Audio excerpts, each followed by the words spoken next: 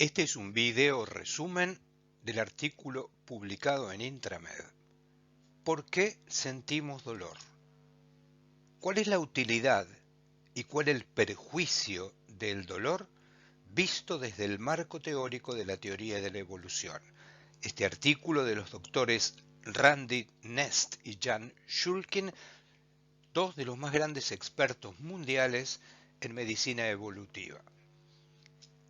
El fundamento teórico que acompañará este artículo es la famosa frase del biólogo Dobzhansky que dijo: nada en biología tiene sentido excepto a la luz de la evolución.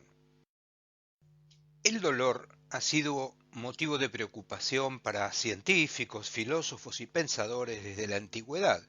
Uno podría hacerse esta pregunta: ¿es el dolor una paradoja evolutiva? ¿Por qué la selección natural seleccionó precisamente un rasgo tan incómodo como el dolor? Schopenhauer, en el año 1851, dijo: si el propósito inmediato y directo de nuestra vida no es sufrir, entonces nuestra existencia es la más mal adaptada a su propósito en el mundo. Sin embargo, Darwin, en El origen de las especies, comprendió este fenómeno desde otra perspectiva. Dijo en su libro fundamental: el dolor o sufrimiento de cualquier tipo, si se continúa por mucho tiempo, causa depresión y disminuye el poder de acción. Sin embargo, está bien adaptado para hacer que una criatura se proteja contra cualquier mal, grande o repentino. Es decir, Darwin le asignó funciones evolutivas por primera vez al dolor. En general, las personas percibimos el dolor como un problema, pero en condiciones de normalidad, la verdad es que el dolor es en general la solución a un problema. Sin embargo, en otras ocasiones el dolor dura demasiado o es demasiado intenso y causa a millones de personas en nuestros días un enorme monto de sufrimiento inútil. En general, las explicaciones que han centrado su estudio en moléculas, en circuitos o en genes para explicar el dolor no lo han logrado por completo. Es decir, no es suficiente con conocer los mecanismos que regulan el dolor. Es necesario conocer las razones evolutivas que dieron origen a esos mecanismos que ocasionan el dolor. Y esto nos permitirá tener una explicación profunda de la vulnerabilidad al fracaso de esos mecanismos en ciertas circunstancias. Lo que hoy podríamos considerar aparentes paradojas, en realidad comienzan a dejar de serlo cuando uno las estudia a partir del marco teórico de la teoría de la evolución, según afirman los autores. Veamos un poco más profundamente en qué nos puede ayudar la teoría de la evolución a comprender el fenómeno del dolor. Una forma muy apropiada de plantearse cómo pensar cualquier fenómeno de la naturaleza es apelar a las clásicas preguntas del biólogo Tinbergen. Él se planteaba que frente a un fenómeno biológico hay dos objetos de explicación. Uno que analiza la secuencia, se llama diacrónico, y uno que analiza los fenómenos únicos y se denominan sincrónicos. Pero también hay dos tipos de explicación. Una próxima, es decir, inmediata, y una evolutiva, es decir, analiza la historia del fenómeno que estamos estudiando. La explicación próxima tiene un aspecto ontogénico que responde a la siguiente pregunta: ¿cómo se desarrolla el rasgo que estamos analizando en los individuos? ¿Cuáles son sus características? Y una que apela a explicar el mecanismo, es decir, cuál es la estructura del rasgo. Recordemos que esto sirve para cualquier fenómeno biológico. Sin embargo, la explicación evolutiva apela a la filogenia, es decir, se pregunta cuál es la historia evolutiva del rasgo que estamos estudiando, en nuestro caso el dolor. Y también se pregunta acerca de cuál es su relevancia adaptativa. ¿Para qué sirve este rasgo? ¿Cómo han influido las variaciones de estos rasgos en la aptitud de los organismos que los tienen? ¿Quiénes han tenido mayor aptitud en relación al rasgo y quiénes han tenido menor aptitud? En nuestros casos, podríamos preguntarnos, ¿el dolor confiere alguna ventaja en la aptitud evolutiva? Existen explicaciones evolutivas de por qué los rasgos funcionan bien, pero también de por qué son tan vulnerables al fracaso. El dolor es un ejemplo. Es muy útil, pero fracasa muchas veces, generando un padecimiento inútil. Una de esas explicaciones es lo que se denomina antagonismo pleiotrópico. Son alelos del envejecimiento que, sin embargo, en otras edades de la vida confieren una ventaja reproductiva.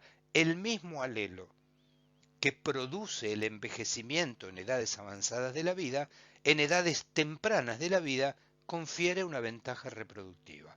Antagonismo pleiotrópico. La selección natural configura a cualquier organismo vivo no para que viva mucho tiempo, no para que esté saludable, ni para que sea feliz, ni para liberarlo del dolor.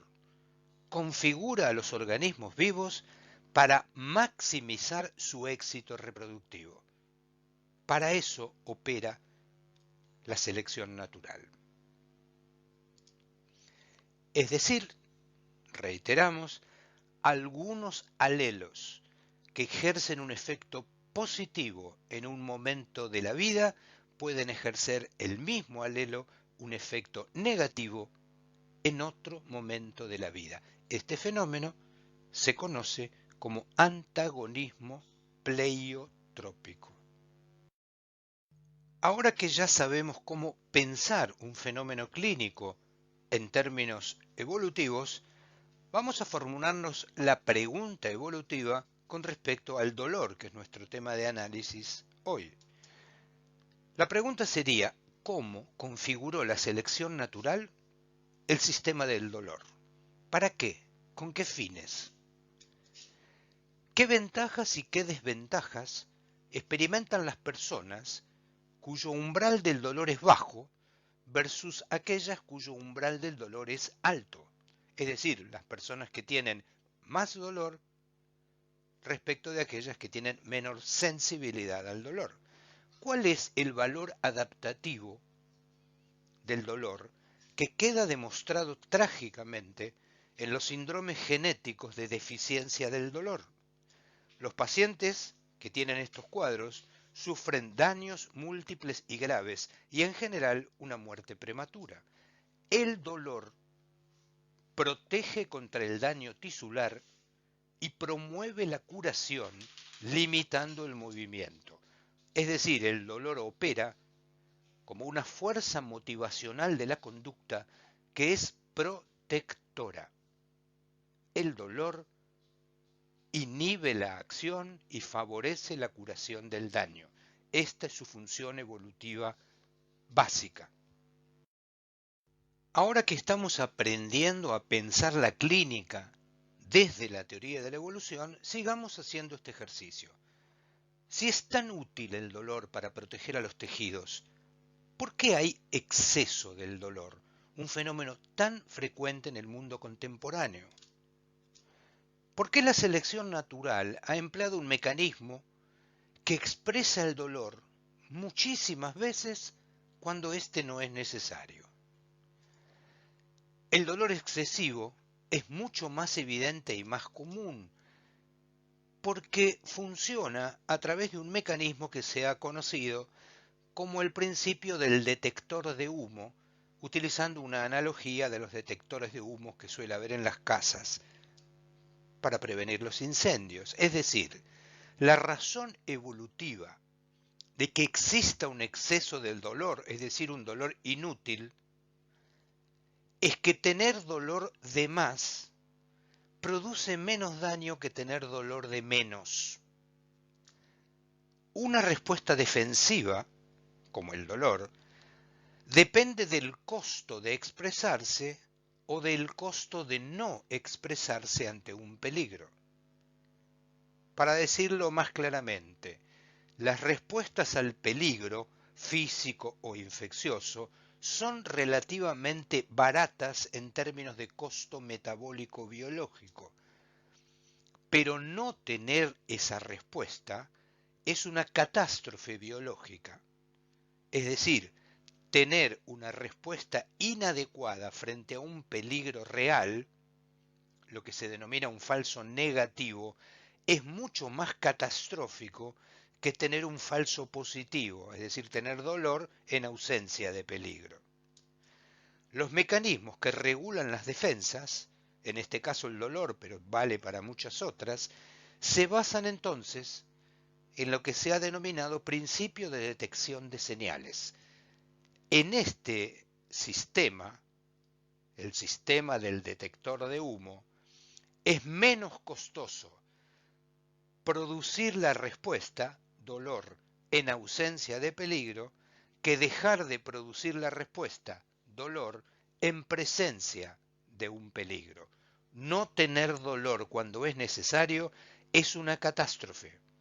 En cambio, tener dolor cuando no es necesario es mucho menos costoso en términos biológicos, aunque en términos del padecimiento individual de las personas también es un problema gravísimo.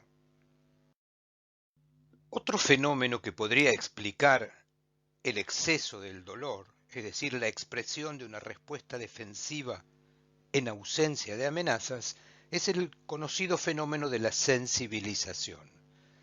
Las respuestas de muchos de los sistemas biológicos se ajustan en función de la experiencia, es decir, en función de la historia de ese individuo en particular, ajusta el umbral al que esa respuesta será sensible para expresarse. Por ejemplo, después de un daño tisular, la sensibilidad local de esos tejidos dañados aumenta, lo cual hace que se minimice el movimiento. Tener más sensibilidad al dolor en un tejido en periodo de reparación es biológicamente útil. Estas adaptaciones hacen que se disminuya el umbral de respuesta a la excitación, es decir, se necesita un estímulo de menor intensidad para expresar la respuesta de la que estamos hablando, en este caso, el dolor. Esto, sostenido a lo largo del tiempo en muchas experiencias previas, los torna a estos individuos vulnerables al fenómeno de la retroalimentación positiva que pierde el control biológico y comienza a expresarse en ausencia de un estímulo contextual que lo justifique. En el dolor crónico es mucho más importante que entender los mecanismos que activan el dolor, comprender por qué fracasan los mecanismos que lo desactivan e impiden la sensibilización a largo plazo. Las fallas del sistema, y no pocas veces su interrupción por drogas que impiden su expresión, podrían estar implicadas en el fenómeno de sensibilización, por ejemplo, en la sensibilización al dolor por uso incontrolado de analgésicos. Es decir, el principio del detector de humo, como explicamos antes, pero también el fenómeno de la sensibilización al dolor podría explicar cómo un organismo ajusta los umbrales a los que expresará esa respuesta de manera muy consistente con su experiencia previa. Se puede modificar el umbral doloroso en relación a una historia previa de dolor o, por ejemplo, al uso descontrolado de analgésicos. Este fenómeno se conoce como sensibilización al dolor, que en su origen es protector, pero cuando pierde la regulación contextual se convierte en un problema en sí mismo. Otra explicación de por qué hay tanto dolor en ausencia de necesidad dolorosa son los llamados desajustes evolutivos. Muchas enfermedades son comunes en los ambientes modernos, como la aterosclerosis o la notable expresión de enfermedades autoinmunes, por un conflicto entre el mundo para el cual estos mecanismos fueron configurados y el mundo actual en que viven las personas que los padecen. Por ejemplo, el sedentarismo, el uso incontrolado de analgésicos y otros factores son para la especie humana una novedad evolutiva. La disminución de las lesiones en la vida cotidiana por las características de la vida moderna también podrían influir en la sensibilidad al dolor. El número mucho mayor, por ejemplo, de ciclos menstruales que tiene una mujer contemporánea respecto de una mujer de la época de los cazadores-recolectores podría explicar la alta prevalencia de los cuadros de dolor pélvico y su asociación con la dismenorrea, es decir, las circunstancias de la vida contemporánea, donde operan mecanismos regulatorios configurados en otra época de la existencia de la especie, constituyen muchas veces desajustes evolutivos que son una forma más de explicar estos fenómenos clínicos desde la perspectiva evolutiva. Para seguir pensando en términos evolutivos, podríamos detenernos a analizar cómo funciona el sistema de respuesta al estrés vinculado al dolor. Este sistema ajusta sus efectores corporales para la acción, los prepara para la acción y se desencadena ante amenazas, pero también ante oportunidades. Millones de años han configurado un sistema de respuesta al estrés, incluso coordinadamente con él los mecanismos que lo regulan y que se adaptan al contexto ambiental. Este sistema de respuesta es muy costoso en términos biológicos. Por lo tanto, en condiciones estables permanece apagado. Cuando se enciende, tiene un alto costo metabólico y paga un precio que es la depresión inmunológica. Por lo tanto, debe ser utilizado cuando las amenazas lo justifican y por periodos cortos, hasta que la situación sea controlada. Desactivar esta respuesta nos protege del permanente aumento de la demanda metabólica, que significaría tenerlo permanentemente encendido, y de sus productos nocivos que generan daño tisular. Es decir, el sistema de respuesta al estrés y el dolor también son fenómenos evolutivamente configurados para actuar ante amenazas u oportunidades contextuales por periodos cortos hasta que la amenaza se resuelve y para permanecer desactivado la mayoría del tiempo por el alto costo metabólico que implica, por la depresión inmunitaria que es su efecto secundario y por los productos nocivos para los tejidos que produce tenerlo encendido. Este sistema, que en condiciones basales se encuentra desactivado, cuando se necesita acción, entonces se activa de manera automática porque los costos que implica en ese contexto determinado valen la pena en términos biológicos. Que valga la pena en términos biológicos significa básicamente que confiere una ventaja para la supervivencia y o para la reproducción. La hormona corticotropina activa el eje hipófiso-hipotálamo suprarrenal en el estrés agudo y produce fenómenos bioquímicos y metabólicos que en general todos conocen, pero también fenómenos conductuales. Por ejemplo, aumenta el alerta, la atención y la ansiedad y aumenta el umbral del dolor. Cuando este sistema está activado, sentimos menos dolor. Se ha mencionado ya en muchas investigaciones publicadas que el uso crónico e indiscriminado de fármacos opioides puede provocar una disrupción del eje hipotálamo adrenal y se ha mencionado que es capaz de generar insuficiencia suprarrenal hasta en un 25% de los casos, con el alto riesgo para la vida de las personas que la insuficiencia suprarrenal significa cuando alguien tiene que enfrentar alguna situación de estrés, porque la insuficiencia suprarrenal bloquea la respuesta adaptativa a esta situación. Recuerden que estamos intentando pensar un fenómeno clínico, como el dolor, desde una fisiopatología que lo aborda desde el marco teórico de la teoría de la evolución. Por ejemplo, el cortisol produce los ajustes corporales para aportar un incremento del metabolismo energético capaz de afrontar una situación de estrés. El cortisol regula el presupuesto metabólico que se calcula para enfrentar la demanda de la situación estresante a la que estamos enfrentados. Pero asimismo el cortisol actúa protegiendo al propio organismo que desencadena la respuesta al estrés del daño causado por otros circuitos metabólicos propios de la respuesta de emergencia. Es decir, enfrentar metabólicamente una situación de estrés permite sobrevivir a ella, pero el cortisol se encarga de proteger a los tejidos del daño que esta respuesta podría producirle al propio individuo.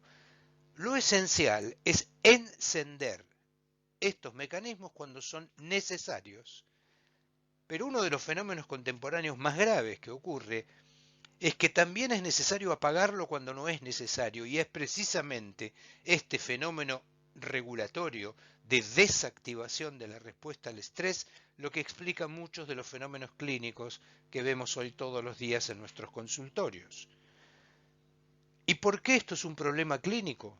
Porque existen costos altísimos biológicos derivados de la permanente activación de este sistema, que incluyen daño en los tejidos, progresión aterosclerótica, por ejemplo, y en el caso que nos ocupa hoy, es probablemente una de las causas que perpetúa los circuitos del dolor crónico. El sistema de respuesta al estrés es enormemente efectivo, debe permanecer apagado cuando el contexto no lo necesita, debe encenderse inmediatamente cuando la amenaza es real, pero también debe apagarse cuando la amenaza ha cesado en su acción.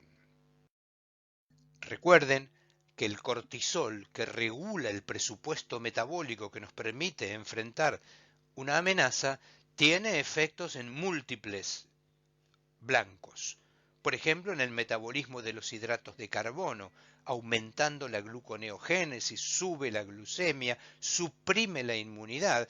Estos dos fenómenos permiten, por un lado, más sustratos oxidables para sostener el presupuesto energético, suprime el costo metabólico de la inmunidad para derivar este costo energético a enfrentar el estrés, produce modificaciones en el sistema nervioso central que se expresan en la conducta, aumenta la tensión, aumenta la memoria, aumenta la ansiedad, incrementa los parámetros cardiovasculares más comunes, como la frecuencia cardíaca y la presión arterial, disminuye la sensibilidad al dolor para poder enfrentar una situación estresante de lucha o huida, tolerando el dolor de las eventuales injurias que se puedan producir, y disminuye la producción de serotonina en el sistema nervioso central.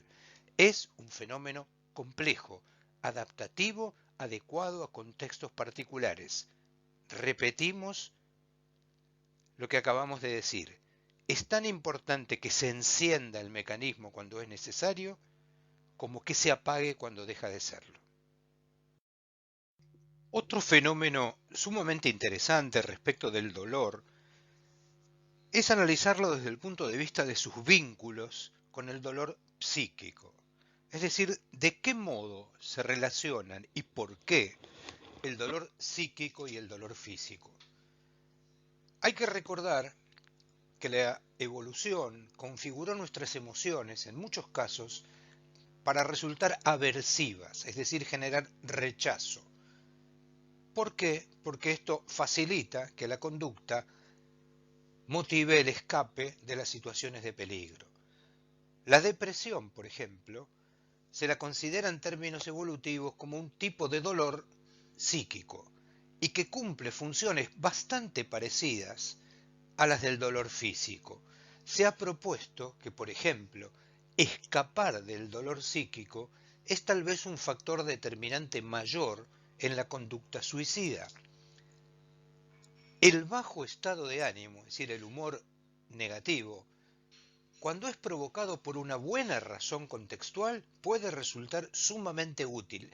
Es decir, hay contextos donde tener bajo estado de ánimo es la conducta apropiada. En situaciones donde persistir en una acción que no va a conseguir un fin resulta inútil, peligroso o perjudicial, retirarse es lo más útil.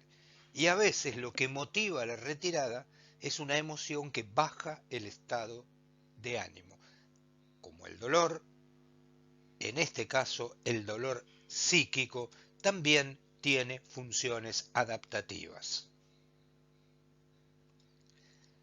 Esto fue descrito con maestría por Barton en un famoso libro del año 1600 llamado Anatomía de la Melancolía. Pero resulta que hay bastante evidencia sólida que demuestra que existe un papel de los fenómenos inflamatorios sistémicos y de la infección como generadores de afecto negativo. Esto lo sabe cualquiera que ha tenido una gripe, cualquiera que ha tenido la sensación de abatimiento que produce un cuadro infeccioso inflamatorio. Es lo que se denomina conducta de enfermedad. Algunos autores llaman a esta emoción lasitud.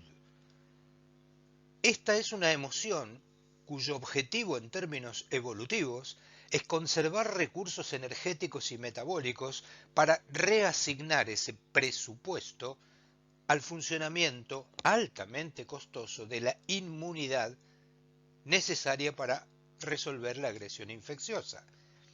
Pero por otro lado, esta conducta, esta emoción negativa, este afecto negativo que se llama conducta de enfermedad, reduce la exposición a amenazas, limita la posibilidad de intervenir en competencias con nuestros pares en un estado de minusvalía por agotamiento. Es decir, nos guarda, nos esconde y nos protege, porque no estamos en condiciones de enfrentar el mundo cuando todo el gran presupuesto metabólico para hacerlo lo hemos destinado a la resolución del cuadro infeccioso mediante la acción de la inmunidad. Los pacientes con dolor crónico, curiosamente, son especialmente propensos a deprimirse.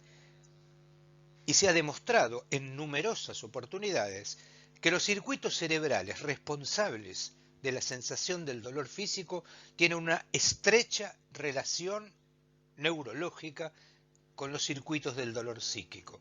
Hay muchos circuitos compartidos entre el dolor físico y el dolor psíquico. Por lo tanto, no debería resultar extraño que coincidan ambos fenómenos clínicos con tanta frecuencia. Para resumir, saquemos algunas conclusiones.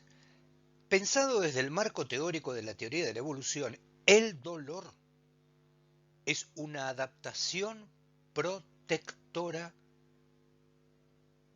en consonancia con un ambiente, tanto externo, amenazas, como interno, por ejemplo, daño tisular, infecciones. Hay tres posibles razones que hemos analizado en estos minutos por las cuales este sistema, tan eficaz para protegernos, es tan vulnerable a la desregulación. El primero es lo que llamamos principio del detector de humo. Respuestas excesivas, que pueden ser normales cuando una amenaza es real, pero que son muy ineficientes cuando la amenaza no existe. Y explicamos que esto se sustenta en que desencadenar una respuesta falso positivo es mucho menos costoso en términos biológicos, que no desencadenarla cuando la amenaza es real. El segundo sistema es lo que vimos como sistema de sensibilización.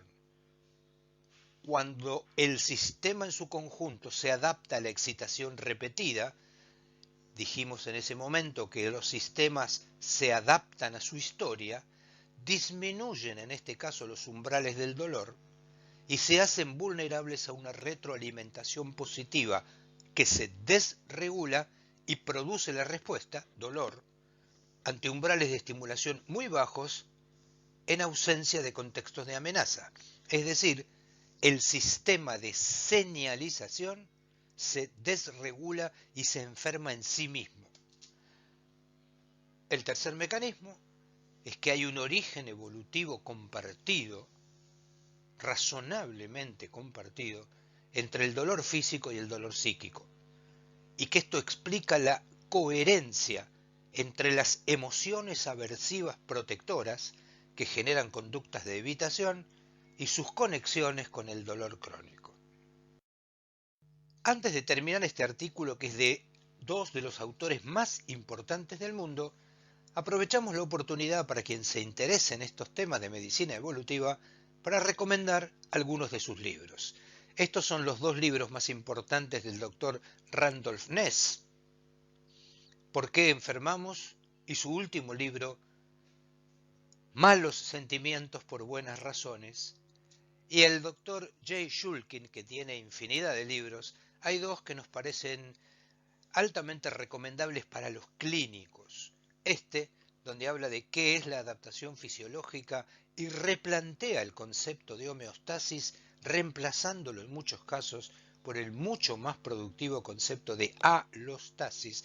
Y este otro, donde se analizan los fenómenos sociales de la alostasis y donde plantea que no solo hay una alostasis del medio interno, sino que hay una alostasis de los grupos sociales donde los seres viven. Para quien se interese en el tema, no queríamos terminar esta breve charla sin dejarles una recomendación bibliográfica de, repito, dos de los investigadores más importantes del mundo en un marco teórico imprescindible para pensar la clínica de nuestros días, pero completamente ausente de la currícula de formación médica tanto de pre como de posgrado. Muchas gracias por la atención.